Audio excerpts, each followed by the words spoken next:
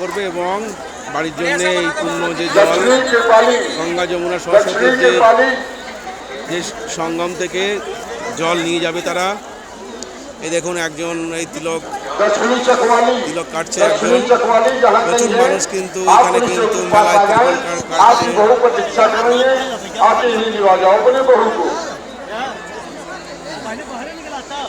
এখন এখানে কিন্তু প্রচুর মানুষ, তারা কিন্তু এই মেলায় এসে তিলক করাচ্ছে। प्रीति चौधरी पुलिस चौकी के पास आ जाए। आपके साथी विनायक आपके हॉस्पिटल ये प्रतीक्षा कर आपके पति जी कैसे आगे मिल लीजिए, बेसब्री से प्रतीक्षा करें पुलिस चौकी के पास।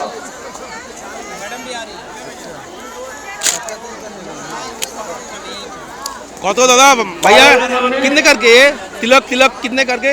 10 रुपये। ठीक है, स्नान करने के बाद लेते।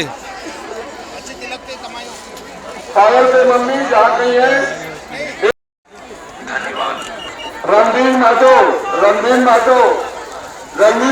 मीना कुमारी प्रतीक्षा करें। मीना के निवाजन मीना देवी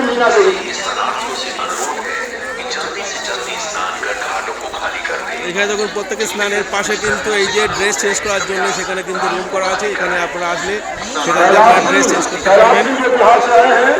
তবে আরেকটা কথা, এই ভিড়ের মধ্যে কিন্তু আপনাদের প্রচুর মানুষকে তাদের